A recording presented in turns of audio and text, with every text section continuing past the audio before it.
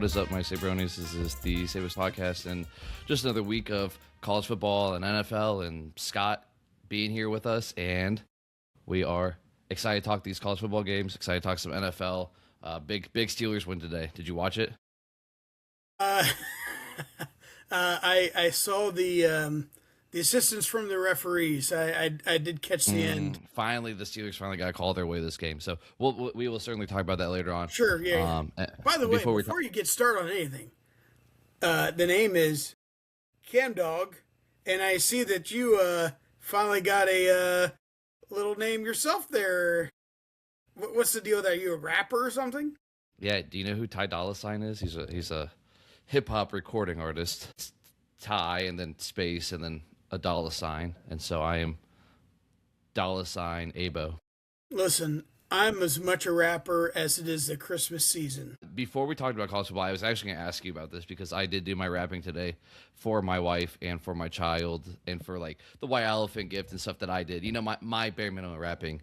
And are you the type of guy that's like, do you take pride in your awful rapping, or do you actually rap nicely? Actually, I learned from my dad the best possible way to wrap a present as a man is to get newspaper that is at least 3 weeks old. Now, they don't hardly make the newspaper, but for you young men out there, but newspaper and, wrap your gifts in newspaper. Because nothing says, I worked hard for this, like wrapping it in newspaper.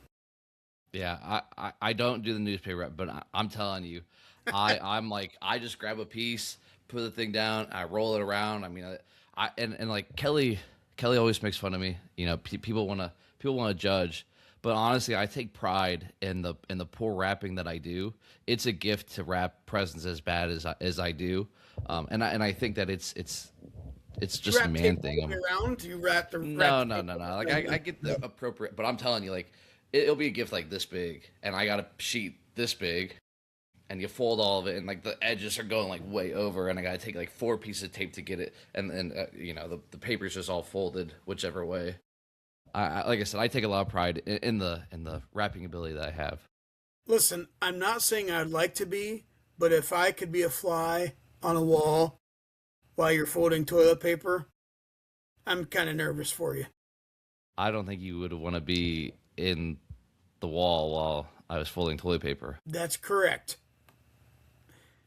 But watch me rap is a gift, all right? Whether it's wrapping presents or rapping on a beat. Listen, I'll bring it's the like heat. I took Stop. my socks off my feet. Yeah, well, I live by the bay, and I make things out of clay. Hey, here, what do you say? Let's move on from this conversation, okay? Hey, here's the thing, though. That is a marriage trick.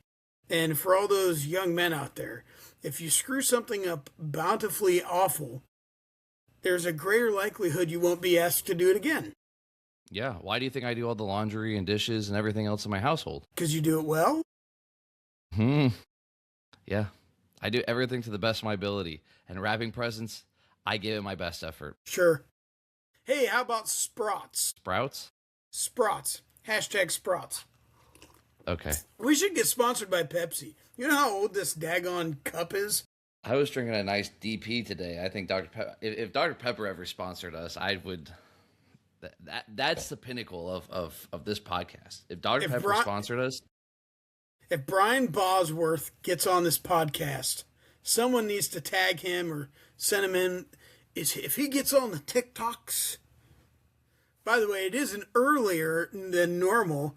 Yeah, very good. This podcast is brought to you by Dr. Pepper Zero Sugar. All the flavor, zero the sugar. See, what's funny is like our cameras are opposite, so I'm looking at you pointing to like the wall. Nothing.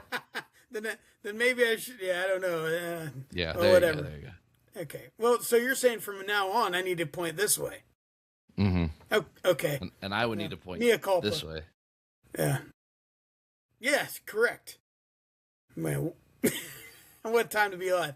It is an earlier than normal podcast, though, due to the Christmas season, and let us not forget our fellow countrymen that may celebrate Kwanzaa, Hanukkah, Festivus, or nothing at all. Myrrh, so happy holidays to you all. Myrrh? Is it myrrh or yeah, or what's the one like the Harry Potter themed holiday? I don't know. You got me. I'm not a Harry Potter fan. I'm not either. It's like I don't know. They have a I don't know. I celebrate Christmas around here. I remember why we have Christmas because Martin Luther King died for our sins or something like that. You ever Martin seen that? Luther King. Yeah, yeah. It was an old Vine or a TikTok or something today. That she's like, we learned about Martin Luther King today, and the mom's like, what did he do? And she goes, he died for our sins. You never seen that? It's hilarious. I think I've heard something about that. Yeah. No, yeah, we Martin are Luther, doing but this Martin on a Luther Sunday King. night and earlier in the day too. It's a whopping 9:47 p.m. right now instead of like 10:30. So, and we're doing a little bit early because we got the happy wonderful day this week of Christmas. So for the convenience, it's coming at you a little bit early. So what were you wanting to talk about? Hashtag Sabo. You kind of looks like Keisha with that $sign there. Kesha. Whatever. I told you. I don't know much about rapping or hippity hoppity. Well, hip Kesha's you not don't rap. stop. Kesha's more of a pop, but she woke up in the morning one time feeling like P. Diddy, and so here she is. She's about to rock her city. All right, I'll stop with the self pity and we'll get ready.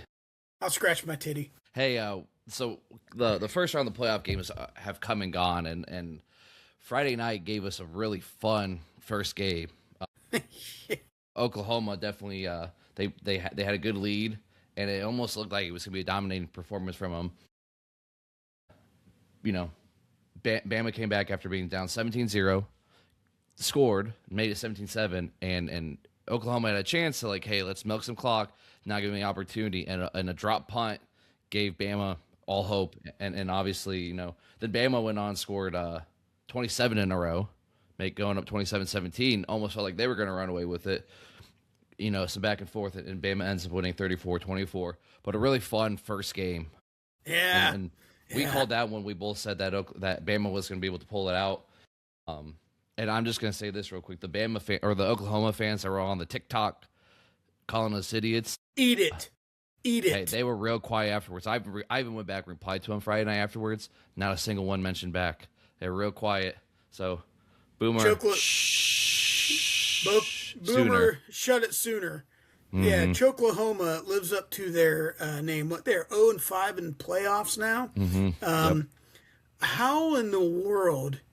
If I felt like is a little bit when I was watching University of South Carolina play Texas A&M, and they were just shellackling Texas A&M, bending them over their knee, giving a good old, and all of a sudden Texas A&M comes roaring back.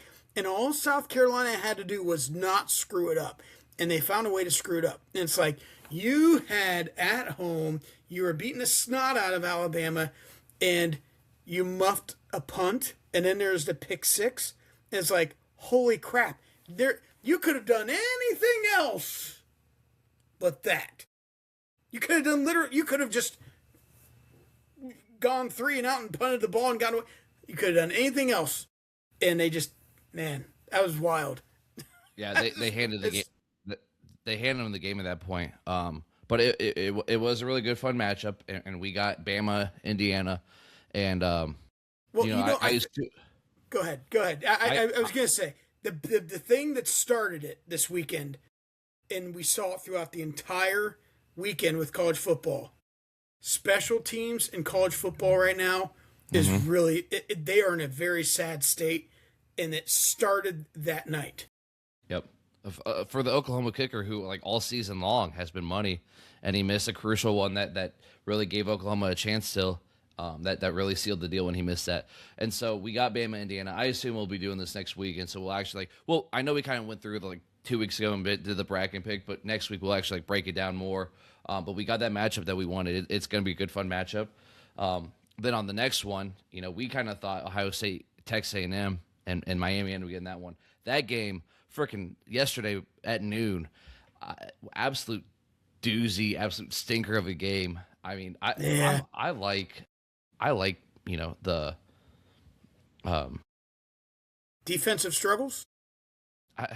Every now and then, sorry, my brain went 37 places.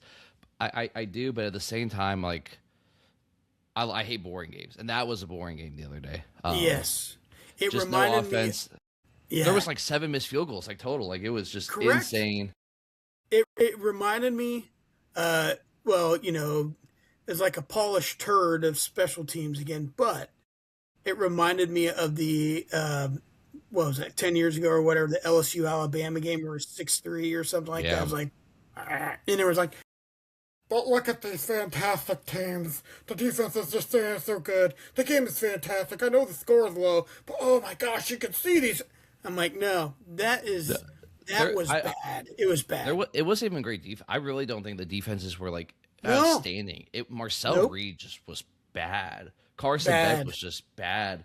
Malachi Tony, he had the touchdown that saved it, that got it for him, but he also had a crucial fumble the drive before. And great job for the kid to like, hey, like we always say with our own football, like next play, like you're gonna make mistakes, go out there and you get down on it, you're just gonna mope around. You're not gonna be able to respond, and he obviously did. And he had the chance to do it, and he capitalized on it. Yeah, absolutely.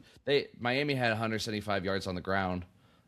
Fletcher, the running back, he was going like it was like 9 yards a carry every single time he touched it. I don't know why they didn't go to him more and often. Yeah. They did have the long run one that kind of like boosted it for. It was like a 50-yard run at one point. But I mean, the run game from Miami really worked, and they wanted to throw it so much, or they just felt like there was nothing that they could do.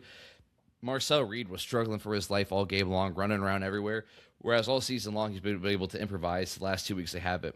I saw a tweet that said, if you're a Texas A&M fan, like, you start 11-0, you're number 3 in the country, you lose to a rival in Texas, and then you go to the playoff and just lose at home like that. I mean, this has to be a disappointing season. You have to just – it's like Ohio State a few years ago when we lost to – we were 11-0, with McCord, and you lose to Michigan, and then you go to the Cotton Bowl. I know it was a playoff game, but you go to the Cotton Bowl and lose to Missouri. Yeah. And it was just kind of like that for us. It's like we just wasted a whole year. Yeah, obviously, we won a national championship the next year because you lose McCord. But, man, like it was just – if you're Texas A&M, this season stinks. And if you're Miami – you're gonna go play Ohio State with that offense. Like, good luck, buddy. Like scores, the spread is 10. Take that and double it. Take it. Correct.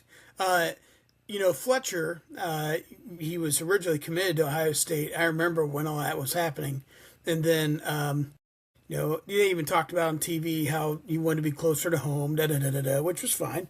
And you look at the running back room right now, and I'm like, yeah, that's probably a good move for him. But I was not a big Reed fan, and all these nincompoops like Booger McFarland or whatever his name is. He's like, Texas A&M is a great team and they should be number 1, dude. No, it was just him going SEC. It was like, dude, listen, the SEC should never, ever, ever. It's one of those things where they've lost all their rights to say like, oh, it's just such a hard conference. You just got, you did nothing.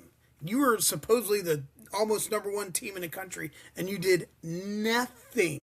And that's embarrassing, man. That's a bad way to lose. And it's not like it's a great team. I mean, it's Miami, no. who is a good team. They are a top 12 team. They deserve to be in this playoff. I did believe, but it's not like it's like you put up 3 points against Ohio State's defense or Indiana's defense. And Miami has a good defense. I'm not trying to take anything. Look at the playoff teams. It's one of the better ones in the top half, but only 3 points against that defense on that day when they gave you nothing, when they missed field goal after field goal, and you gave you every opportunity, and never once could they capitalize. But one thing that I said this a little bit last year with Tennessee initially, but this year I'll say it again, echo it again in the halls. What makes me nervous is you look at them on paper, and clearly Ohio State should win 99% of the time. And Miami has almost no chance. Eerily opposite of the national championship in which they played. That Miami Hurricane team was one of the best of all time, right? Definitely top 10 of all time, if not top 5 or 3. And Ohio State beat them. So it's one of those things where you don't want to overlook them. You have to respect them. You have to shut down the run game. You've got to shut down the run game and make Beck throw the ball.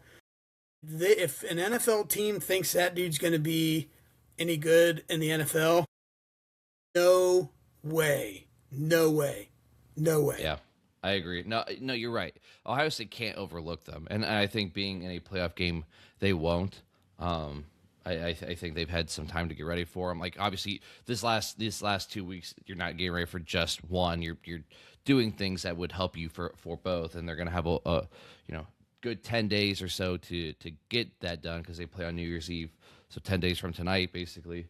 And I'm not saying they overlook them, and yeah, you're right. That's why we play the game. But I mean, there's just no scenario where I just see Texas or Miami's offense being able to put up points on our defense. Like I just don't see a scenario unless our offense just completely sputters like Texas A&M's did. But I don't think that's going to be the case. And especially Miami's after we lost Indiana and the offense, like this is their time to respond, just like when they lost Michigan last year. And Miami's got a couple injuries from that game too. I know towards the end of the game, their wideout. I mean, he was wobbling off. They had a couple guys wobbling off the field, So they're going to be in some sort of concussion protocol. Whether that gets followed through or not, I'm no doctor, but that will be an interesting one to see. And then obviously the other two, Ole Miss 41, Tulane 10, and then Oregon 51, James Madison 34. I know it's ridiculous. It is what it is at this point in time. We did say like the first round, those two matchups make it not great, but these semifinals games, because those two teams won, make these semifinal games should be fun. And so the final eight's a good once you get this and going forward. And here's the thing: the blowouts happen with the 14 playoff. Oklahoma got smoked many times. Ohio State lost 31-0 to Clemson. Washington, Cincinnati both had big losses to Bama. Florida State beat Oregon down, or obviously Oregon beat Florida State down the very first semifinal game ever.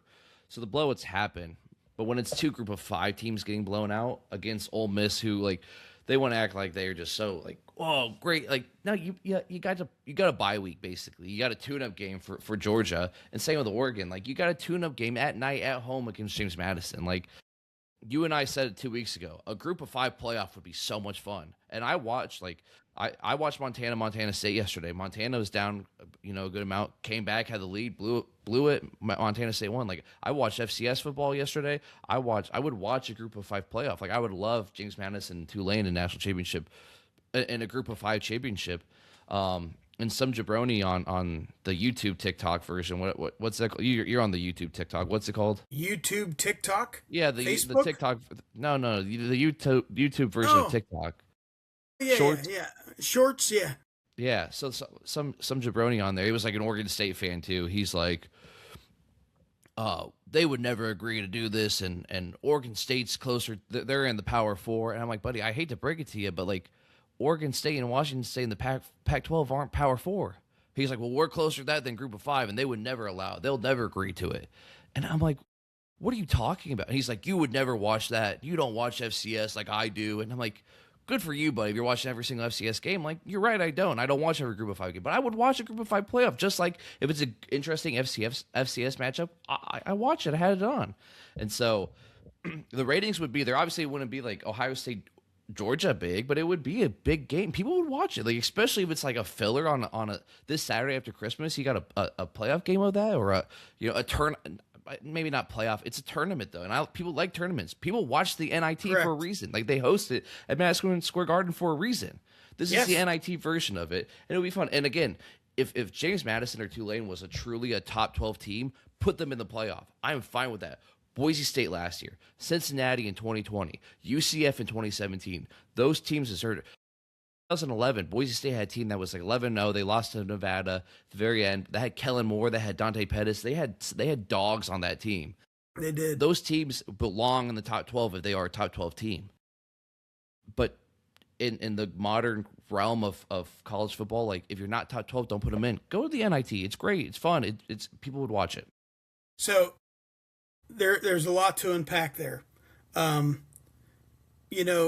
I think after this weekend, by the way, if you go and look back, I was saying that's going to be a 30-point game. Well, that's going to be a 40-point game. And the only reason why the Oregon game was closer than it was because they were oh, look at James Madison. They're scoring against a fourth-team defense. Oh, big whoop. Okay, so realistically, it's a 40-point plus game. the disparity was there. I looked this up because I was curious how many bowl games there are. Okay, and I was talking to I was talking to my brother-in-law last night about this, and he brought up the NIT, and I think what we saw this weekend was the official death of Power 5 in the playoff, unless you go undefeated, or you have one loss and have beaten a Power 4 team during the year. Because in that way it shows at least you can beat a team, right? At least, oh, you did that. But if you have two or more losses, no chance. Tulane did not belong. James Madison, I don't particularly like that. Or maybe like you lose one and the one loss and the one win you have was against a power or a top 25 team or something like that, Yeah. At the end. And like Boise State last year, I don't think like they beat Washington State, Oregon State, which are, they're in that middle of who knows where they are. But they had the one loss to Oregon, but they went to Autzen, and it was a close competitive. They lost by 3, a game that they definitely could have won. And that's why I felt like Boise State last year was a top 12 team at the end of the day. Now, they're number 12, but they were top 12, and right. But neither of these teams felt like that.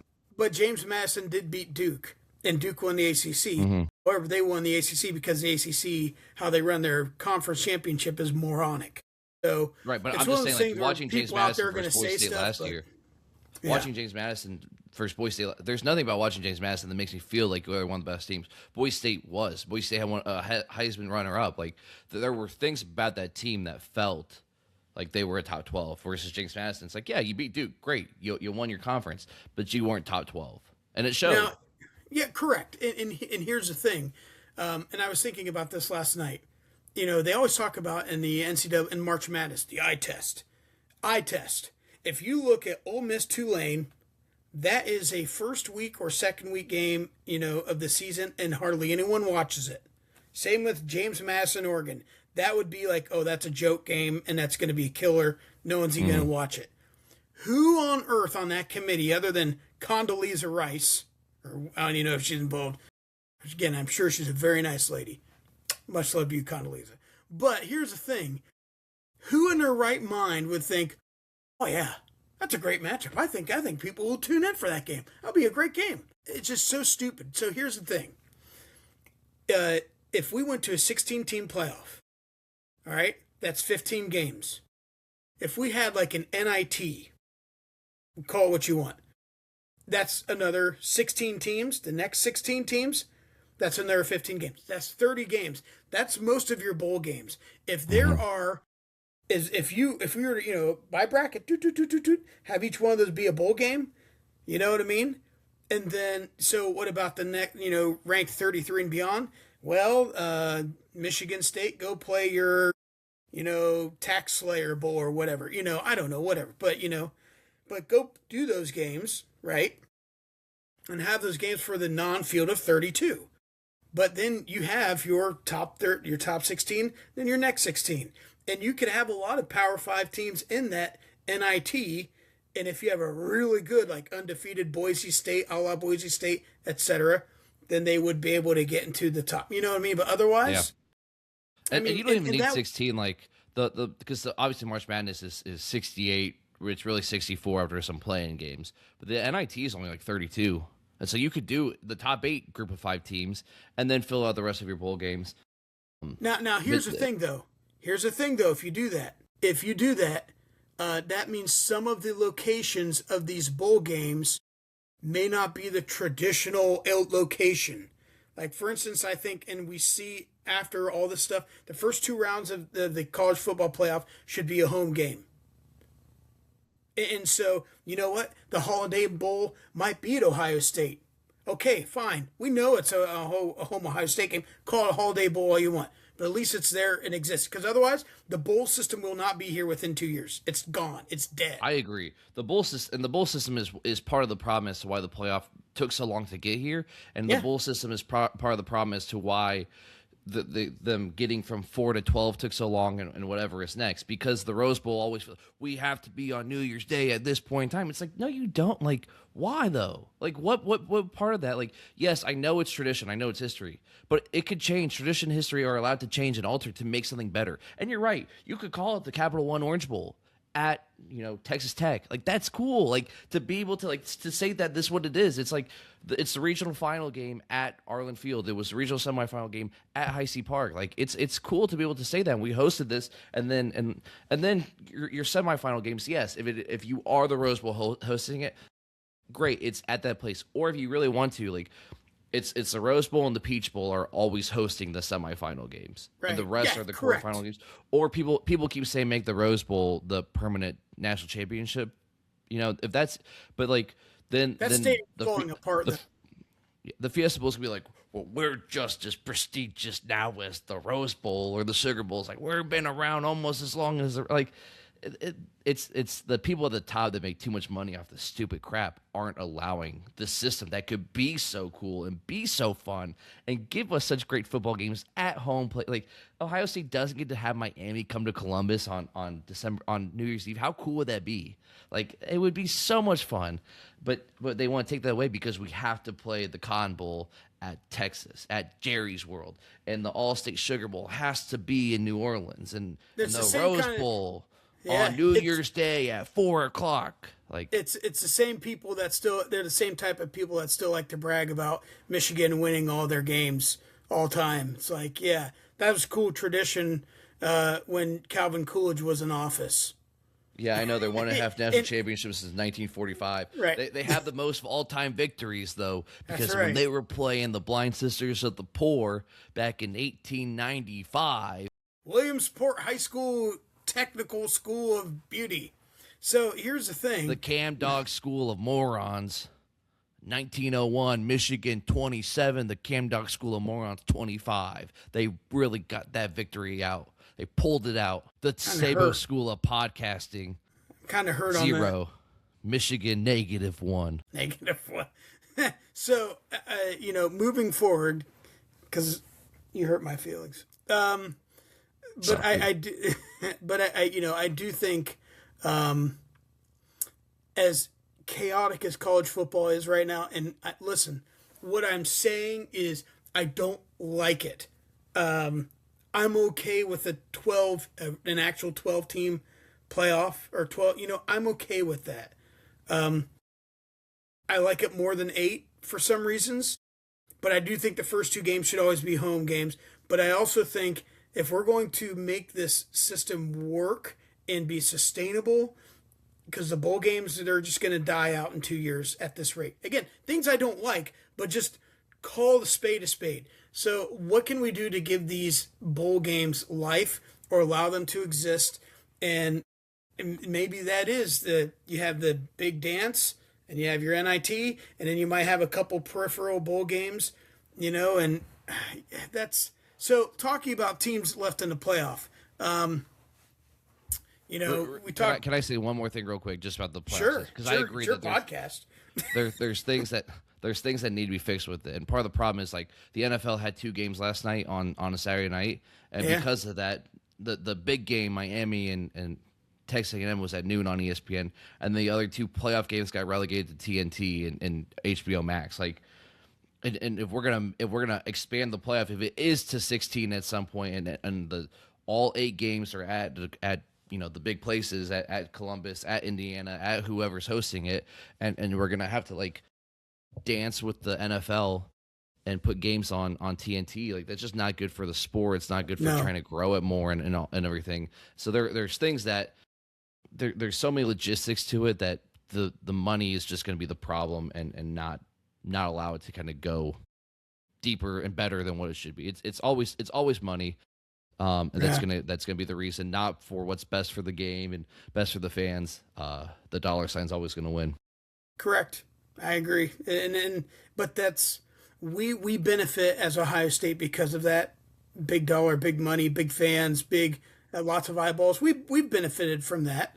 And I get that, but Yeah, you're right. They were just bad games, bad decisions to put those teams in, and then you're competing against, in the NFL, a division championship game, potential division championship game in prime time, and I mean, there's just more eyeballs, and that's the oldest rivalry in the NFL. So there's going to be more eyeballs on that, and yeah, it's just not good. So Yeah. but what do you think about OSU or Oregon? Like, what do you think about Ohio State? What do they have to do now? Seeing Miami, what do they have to do to propel forward? Well, we'll definitely break down that game, next week and give all those predictions. No, we're going to do it now. What does Ohio State have to do? Are you doing our Christmas segment? Yeah. Well, okay. Well, you did transition. Go into it. And in the spirit of ho ho ho and Christmas, okay. We are Santa Claus, all right. We're the big guy bringing the presents down, all right. I'm the boss at the place, giving you your extra bonus work check. Hey, here you go. You don't have to pay your insurance for the month. There you go, big dog. Jelly of the month. We are Gifts that keeps on giving. Yeah, we're doing a segment. Okay, I'm gonna give you a team. You're gonna give me a team, and we gotta say, if I was Santa Claus, what's my one gift I would give you this year that will get you to win a national championship? Okay. You ready to do a lot of kissing? I mean, thank you. All right.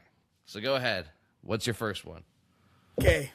Ohio State. What do they need to do to move forward? What's the one present Santa needs to give them them continuity throughout the playoffs? Now that you've seen the first round. Confidence in your play calling. Don't be hesitant. Don't not give our ball to the playmakers. Don't resort to being passive. Don't resort to being satisfied with field goals.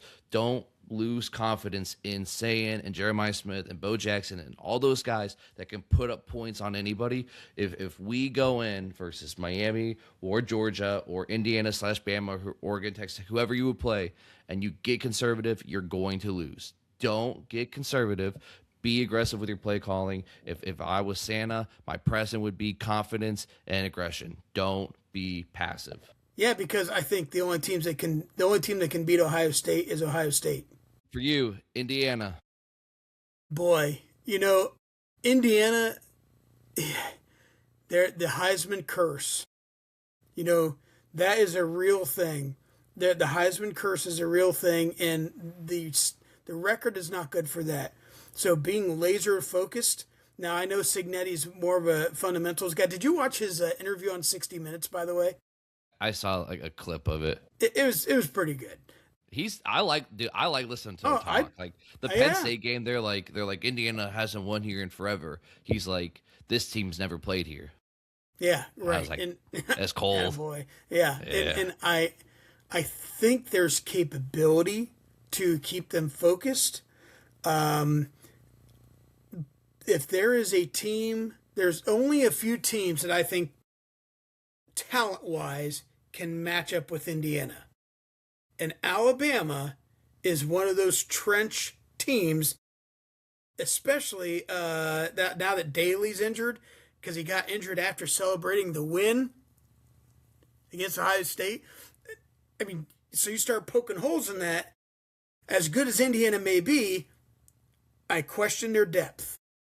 And so as a result, there's only a handful of teams that have the depth in order to take out an Indiana, and it is Alabama. So you have the Heisman curse thing, and then you have the depth issue and potential holes in the trenches that, Indiana's got to have laser-like focus, and they're only, this is true of everything in life, you're only as good as your backup. Always the rule of life. Whether it comes from tires to careers to quarterbacks to underwear, you're only as good as your backup. Yeah. Write that down, kids. Yeah, I had another one for you, a backup, but I'm not gonna say it on a podcast. Don't do that. What about Oregon? I mean, that's Oregon. another Big Ten team. Yeah, Oregon, obviously they're playing Texas Tech. They're going to play the winner of Bama, Indiana, so they have a tough path to get to the national championship. So if I was the big guy with my big sack of gifts and I get to Oregon, I get up to Phil Knight, and I'm like, hey, buddy Phil. You're kind of looking like Santa Claus a little bit now, getting a little older. I got some reindeer over here, and I got some new uniforms for you guys. Look at these. Look at them. Look at the uniforms. Neon yellow. Yeah, neon yellow. If I was Santa giving Oregon a gift this year to win the national championship, I am going to give them some spoons to eat those oranges with, because I just don't see a way that they lose this game to Texas Tech. I think it's inevitable that I know they're playing James Madison, but I was really impressed with their offense yesterday. Just a lot of the things that they did. Dante Moore played really, really well. I think that they're going to win this Orange Bowl. That's one game I'm the most confident in, is them winning that Orange Bowl. I think it's going to be a really low scoring game for Texas Tech. I don't think their offense is going to be able to keep up, and I know Texas Tech's defense is really good, but I would be shocked if they hold Oregon down. Yeah. And so I think Oregon, get your knives and get your spoons ready, get some really cool uniforms on, and eat your oranges afterwards. Brought to you by Sharpie. Guess what? Yeah, and then they got some peaches to eat after that one. If you can beat Indiana or yeah, because Indiana, it's gonna be really hard to beat the same team twice. If Oregon gets that semifinal, it's gonna be really hard for Indiana to beat them 2 times in the season. So whatever you like to eat your fruit with, get ready. I like to eat candy bars with knife and fork, like George on Seinfeld. You like to eat candy bars. Right. Here's the thing: Oregon starts really fast. They're a fast starting team, and if they can keep doing that and putting people on their heels, because if you look back at Ohio State's run last year, which was, just an unbelievable run, right? Top 3 greatest run. You could argue greatest run ever, just because of what they had to do. They were all the same. Immediately out the gates, boom. And that talks to what you're saying about the aggression and not being too conservative, right? And you see this a lot in SEC games. You go win the game. You right? Because in a lot like Big Ten, there's like, well, let's do a little bit conservative. No, SEC, they do it more, where it's no, you just go win the game. You got to play to win. You don't play to lose. Correct. And so if Oregon keeps playing like that, yeah, they could be on a good run. I agree. Yep. For you, you're Georgia. Okay. Gunnar Stockton. I'm not sold on him. I'm not sold on him at all. If they're going to do anything, and they still got to get by Ole Miss, I'm not entirely sold on. I think the one thing that does help Georgia is they're in the Sugar Bowl, so it's basically a home game. No, Sugar Bowl's in New Orleans. Oh, that's right. That's New Orleans. My fault. My bad. I know I'm going to have some Oklahoma fan going to, see, they're so stupid. They don't know nothing about the SEC. They don't know anything about geography. Boomer Sooner. Panhandle. These Sabronis, they don't know nothing about the SEC. I don't give pissed about nothing but Tide. Brian Ballsworth is my father. So anyways, Georgia, Stockton, if Gunnar Stockton, Sharon Morse from Oklahoma, if Gunnar Stockton, we know how to beat them. We just cheat them. When we don't beat them. We don't beat them, we cheat them. Anyways, so if Gunnar Stockton can play, if he can control the game and be a game controlling quarterback, they have a really good chance. The teams that can match up and beat Indiana, the teams that are left: Alabama, Ohio State, Georgia. I think Oregon can do it, but Indiana already beat them the first time, even though it's kind of a close game, right? Obviously, very close game. But TBD on that one. But Gunnar Stockton's Santa's got to come down, jump through that chimney. After he gets stuck, he's got to fall, hit the ground, kick the dog in the face, and then say, "Oh, I'm sorry, that was my Georgia Bulldog." Give him little kisses, love his little scruffy little face. That dog is ugly. Bit his whiskers. That's a classic Corso line. Not so fast. That dog is ugly. All right, same thing with the NFL. Two NFL teams. If we can give them a gift for Christmas, what would it be? You go first on this one. Okay. So you want me to give you one? I don't care. Packers. What do the Packers need from Santa to win a Super Bowl this year? Oh, dude, listen. As a Packers fan here, even watching that game Saturday night, it was hard to watch Parsons go down with the ACL. And now you have Love, Willis, and Jacobs out right now. They're injured. It's like, holy cow. Not just our regular quarterback, our backup quarterback, and our running backs beat up. Like, holy crap, and Willis played well. Malik Willis played. He did enough to. Yeah, and losing Parsons takes that defense. I mean, they were in the top 10, but it takes them from an A, to a B minus real quick. They kind of held their own against the Bears a little bit, but you saw later in the game, man, the Bears, they just got tired. Packers got tired. And, the Packers need a quarterback. And Wills did well. He did okay, but they need a quarterback, and the injury bug is just beating the snot out of them right now, and it's really hard to watch. But I tell you what, though, those since I'm talking about the Bears, have get your Bears, because I was going to ask you that next. What do the Bears need from Santa to win the Super Bowl? They have a really bad defense. It's bad. Go look it up. They're in the middle in some of the categories, but they're in the bottom, especially when it comes to running. The only thing that helps them defensively is they are leading the league in takeaways. And not by a little bit. We're talking I think they're like plus 21 or something like that. And the next team, I can't remember who it is. I think they're like plus 14. So I mean, they take the ball away very well. They do a great job at that, and that's what's kind of masking their poor defensive performances. So they have to do something more about their running. Their line needs some special Santa touch. Go ahead and ask me my two real quick, so I can. Steelers. I know you want to talk about Steelers. And the second one that you want me to do. Just give me the so I can talk for 5 minutes straight. Oh, Seattle. Okay. First off, I don't think you understood the segment, the game. Okay. I'm bringing real items to these guys. Other than how I said bring some confidence, but that was, maybe that's what Brian Hartline got some coal for Christmas, and that's why he's got to start acting like a good boy. Yeah, start acting good if he wants the presents. And then I brought Silver to Oregon. Okay, I'm bringing items. I'm bringing gifts. Okay, so for the Seahawks, first off, here's what they need if they want to win a Super Bowl. Sam Darnold, if I'm Santa Claus, I'm bringing him some night vision goggles. Okay, because what can you see with night vision goggles? You see ghosts. Okay, and what Sam Darnold couldn't see when he was with the Jets, or maybe he was seeing ghosts, this will help him not see the ghost. If Sam Darnold plays well, like he did in the second half of that game the other night on Thursday Night Football, which, by the way, game of the freaking year. Did you watch it?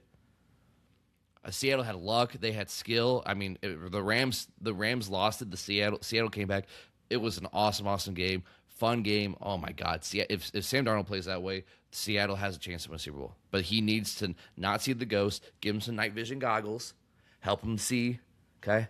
And if he plays lights out like he did in that fourth quarter, that second half overtime, Seattle has a legit chance to win the Super Bowl. First of all the ghost hunting people that are watching this podcast, if they ever watch this, they are right now giving you the middle finger. But that's our target audience. Yeah. But it is, they don't use night vision goggles to see ghosts. Did you hear that sound? The radio frequencies are going off the roof. Sam Darnold's It's infrared. It's infrared goggles. And then if I look like a creeper outside in the bushes or something. I'm not dressed like you. If I'm the Steelers, I need two things to win Super Bowl, okay? First off, we need some stick-em. Because, my God, the amount of interceptions that they dropped today, give them some stick-em on those gloves, Santa Claus. And the other thing, whatever drug of choice that Aaron Rodgers needs, ashwagandha, Tylenol, ibuprofen, cocaine, it doesn't matter. If Aaron Rodgers wants it, give it to him, because when that dude is dialing the last 2 weeks, when he's got that offense flowing, calling plays, it doesn't matter if he's throwing to DK Metcalf, Darnell Washington, Condoleezza Rice, CamDog. When he's out there the last 2 weeks, he's played like he has. The Steelers have any chance to beat anybody, and you beat anybody enough times, you find yourself in a Super Bowl. Now, I don't think it's going to happen, Okay, I think that they're going to take away his ashwagandha when they get to the playoffs. They're going And to take Condoleezza away Rice. he's going to take away whatever it was the ashwagandha that he was doing up in the mountains of Brazil or something, or in Rio de Janeiro or Peru. And dark rooming. They're gonna turn the lights on. They're gonna give him night vision goggles, and they're not gonna let him play like he has. But if he can do that, oh my, they look really good on offense, and they had touchdowns taken off. They had some really bad, so I think officiating kind of went against them a few times today. Found a way to win at the end. Maybe a little bit of luck, maybe a little bit of bad ref. I think that it was the right call, obviously. But even if I wasn't a Steelers fan, like the way they explained it, the way it happened, I'm all for it. There should have been forward progress call anyway, so that he never lateraled the ball back. The Steelers earned that win. They found a way to almost lose it by they can't catch the ball, put the hands together. You know what DK Metcalf does really well though? He's gonna be punches out next week. Yeah, enjoy your week off. What a doofus! Yeah. Now I will say 80. Seattle. Yeah, Sam Darnold he's a very average quarterback. They have a great defense, and that's what helps Seattle. Yeah. They got some good weapons, too.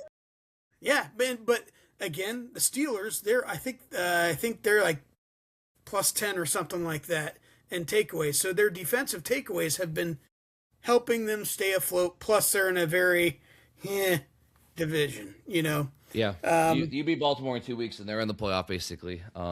We're recording this, and we're not even watching the game right now. What's the score? New England 13, Baltimore 10. All right. Denver. You want to talk about Denver real quick? Not really. Can we give a shout out real quick to J.K. Dobbins? Our boy J.K. Dobbins. What? He's hurt. I know, but he went out to Denver and he's trying to keep playing and stuff. I'm going to sound like you at risk. That dude's a dog. Yeah. Yeah, he's a dog. Yeah, I'm dog. But it's really funny if you look at all the statistics with Green Bay and Denver, they're literally exactly even on so many parallels and different categories and stuff. Like Denver's just one over Green Bay. But I don't know. I just think, the division that Green Bay's in. I mean, you got the Lions and you got the Bears, and it's just a really good division. So, but anyways. Shout out Kurt McKibben. He's a Broncos fan. Kurt McKibben? Does he say Omaha a lot? No. Kurt Kurt McKibben, fellow Marion Harding Prexy. Oh yeah. Well, has he ever wanted to get a saddle to wear to put on John Elway and steer around John Elway with his giant horse teeth? Probably. All right. Before we end this, I'm a Stanford Cardinal. My name's John Elway. It is time for Kelly's favorite segment of the podcast, CamDog Conversation. So go ahead, CamDog. By the way, this TikTok, you talk about cereal. God, people, this is the big one people want to hear. Yeah. Screw all the college football knowledge that I have. Screw all the great ideas. Us talking about Raisin Bran. That's what gets the people going. It does. It's provocative. You got to give the people what they want to hear the most. Yeah, and this is what they want to hear. Your daughter, my wife. She's at Macy's in the room right next door. I think she's playing. I don't know. I think she's playing a video game with like those little thingamabobs. Fart Night or something. Fart Night, probably. Playing that Fart Night. All right, tonight, candy bars. Best and worst candy bars. Go. Best. Okay. First off, I got a hot take. I got a hot take. The worst candy bar is just a classic chocolate Hershey's. Gross. Yeah. Hershey bars are so nasty, so gross. You could put the almonds in it, don't matter. You could put whatever else in it. Hershey's are gross, and M&Ms, those are the bottom two. Not good at all. Bottom two. Listen, I will agree with you on this because now I know Kelly makes candles, and I'm sure her candles are lovely, and they're wonderful candles. In fact, she's a sponsor of our show. She's the official sponsor of the Sabo Standard Podcast. Correct. Brought to you by Olive and Moon Candle Co. Olive, not all of, like the captions was like Olive, Olive, and Moon Candle Co. The official sponsor of the Sabo Standard Podcast. It's a little bit like if Kelly made a candle and make it a chocolate bar, that would be a Hershey's bar. It's like eating a giant ball of wax. Yeah, I agree with you on this. I mean, it's awful. And M&M's are bottom tier too. There's just like I'm not a big chocolate fan as is, and so when they say candy bars, when we think chocolate, like I'm not a big chocolate candy bar guy, and so M&M's are just like too much. Like it's not good. The best, and like Reese cups are great, but the best chocolate candy bar we'll do. Well, I'm gonna do this 2 categories. I'm doing chocolates, and then I'm doing the fruity candies. Okay, the best chocolate candy bar is not a Reese cup. It's the Reese's Fast Break one with like the chocolate around it, and then that nougat in the middle. Oh yes. Yes. Oh man. That's not a chocolate bar. That's a breakfast bar, baby. That's like the calories for the data. Yes. It's manna droppeth from heaven. Mm-hmm. That's actually I might be wrong. And I could get my hold on. Whoa, he's not wearing pants. Are you kidding me? I'm wearing pants. What are you talking about? I'm gonna look it up right here in the book of Exodus. Hold on. And the Lord sent to the people of Israel a Reese's? What? It's right there. It's in the book of Exodus. There was not manna. It was a Reese's.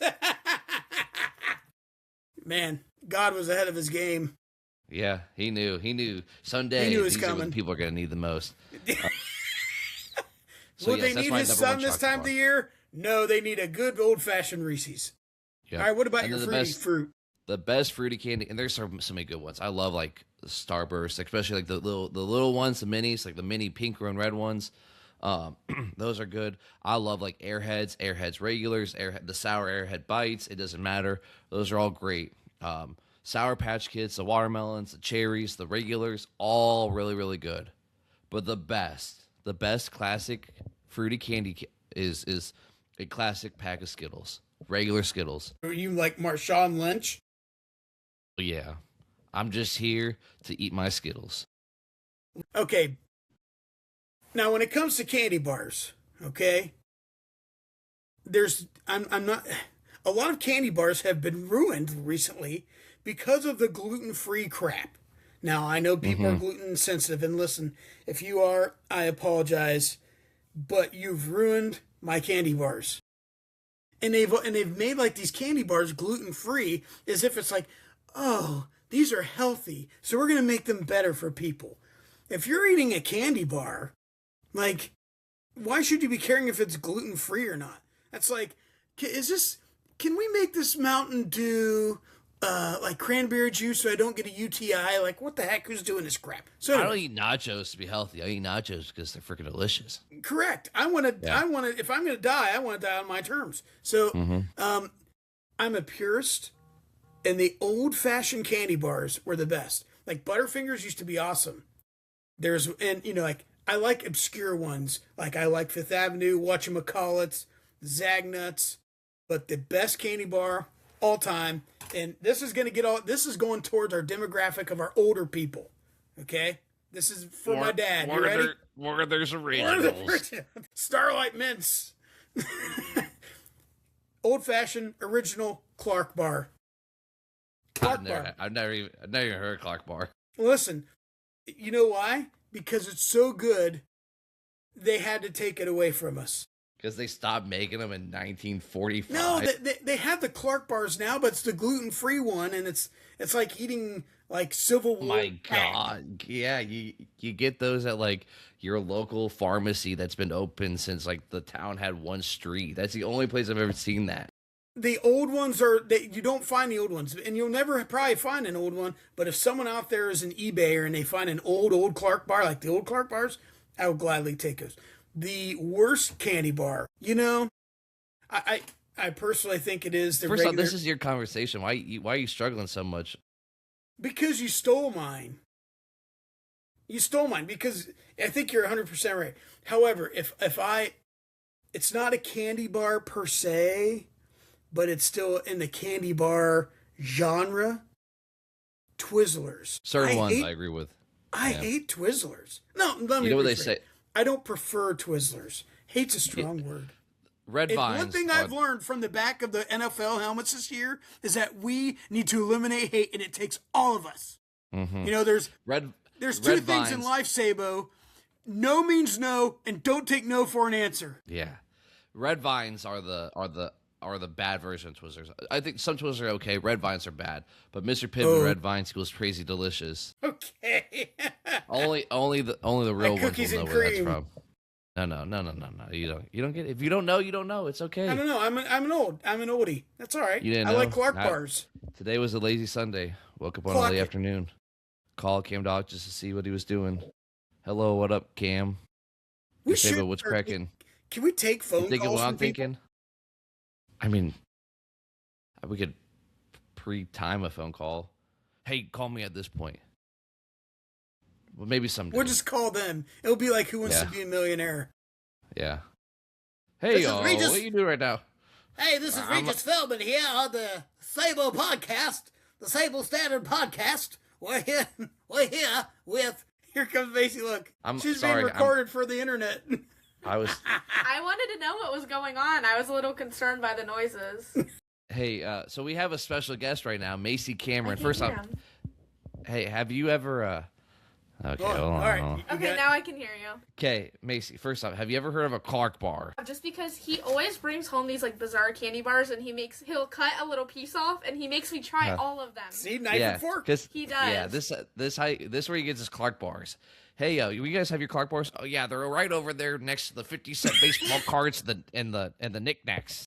The 90s tops. Try and find a Frank Thomas no-name error. Yeah. Are you looking for a hacky sack? They're right there next to the Clark bars, and your Werther's he has such an originals. odd collection of goodies. It's an eclectic taste, and it. people just don't know. They don't know what they don't know. Here's the thing too: he always brings them home, and I've never heard of them, and they're terrible. They're never good, ever. It'll be like coconut. No, it'll be like coconut, chocolate chips, wafer. It's just like anything they could think of to put together, and it's not good. Cornucopia of candy. That's what it is. Yeah. Cornucopia of candy. Macy Cameron, for the people real quick, who's winning the national championship this year? What's your prediction? For college football? Yes, for college football. We're doing our rowing predictions next week. Obviously, I have to say that the Buckeyes are going to go back-to-back. I like it. B2B. But I don't know. The Big Ten championship made me a little nervous. To be or not to be. Yeah. That's okay. And then who's winning the Super Bowl? Ooh. Not Joe Burrow and his Bengals. Stop. I don't know. It's so different this year. Like, the Chiefs suck. The Ravens were, half decent, and they were terrible without Lamar Jackson. Gosh. I don't know. Are you going to be like Jason I'm going to say, Gottwald? the Seahawks or something crazy. The Seahawks. Hey! Yeah. It's because he's got his night vision goggles. He's getting those night vision goggles. That's enough. All right. I'll leave you guys to your thing. It was a pleasure to see you. It was a pleasure to see you, Macy. Oh. Bye, Sabo. Bye, Sabo. All right. There you go. I got nothing else for you. We're sitting at an hour of Clark bars and college football. There you go. We're supposed to have someone take us out, though, right? Yeah, you on next week? We got quarterfinal games we got to get ready for. Correct. We're doing full breakdowns. We are breaking through the walls, all the statistics and the analysis that you could possibly want. I'm excited. And we got some big NFL games. These last couple weeks are always big, and between who's going to be division winner and who's going to get a bye and who gets home games. You look at the Bills and stuff like that. Mm-hmm. Big games. Yeah. Yep. I hope that you get everything you want for Christmas, Rogaine, all of it, anything that you possibly have asked for. I hope that you get it, and I hope you enjoy your time with your family, sitting underneath the Christmas tree and eating pot roast or whatever. Clark bars, too. Werther's Originals. I hope he gets the Clark bars and Werther's Originals for Christmas. And a toupee or something. And a 4K camera. That would be nice, too. That would be nice. Did we get any more subscribers? It's not about the subscribers. It's about the views, all right? That's what I care Views. How many views did we get? See, here's the thing nowadays is that... and half of them are angry Oklahoma fans. Yeah. Well, the TikTok views are okay. It's actual podcast views. That's what I care about. Switzer. See, the podcast, yeah, people subscribe. If you subscribe, then you get the notification. But everything else is just kind of like TikTok. I don't subscribe to anybody on TikTok, but I see the stuff. It pops up. We were sitting at 445 total between Apple and Spotify. So we need 55 more between this week and next week. 55 between this week and next week. You get your free 4K camera, or maybe the big fat guy will just come down your chimney and put it in there anyway for you. We need more angry Oklahoma fans. Yeah, time Troy Aikman played for us. I know we've always been part of the Big 12 and the SWAC, or maybe were they SWAC? Or were they always Big 8, Big 12? They're Big 8, yeah. Okay, Big 8, Big 12. I know we've always been part of the Big 8 in the Central America, but now we're part of the Southeastern Conference. They're in Ecuador, Central America. We're part of the Southeastern Conference. Yeah, Central America, Central United States. Yeah, that makes sense. Now we're part of the Southeastern Conference. We got SEC in our bloodline now. I'd like to see the Hondurans take on the Oklahoma Sooners in a game of football. Oklahoma still might. If it's a playoff game, Oklahoma's losing it. They'd still lose. I mean, regular season they can get it done, but playoff game they're going to lose. So, I'm sure Miami people are very nice people. Actually, probably not. Miami Hurricane fans are probably the worst people on the planet. I cannot wait for them to infiltrate the TikTok comments with some of their angry things about our takes, just what we said now, and then what we're going to say next week as we prepare for it, because they are not going to be happy about it. They got Michael Irvin on the sideline like a dog. Listen, obviously Ohio State is in the top 5 most obnoxious fan base. Clearly, we know that, but Miami is right there with them. I mean, yeah, it's bad. Michigan's right there too. It's all about the youth.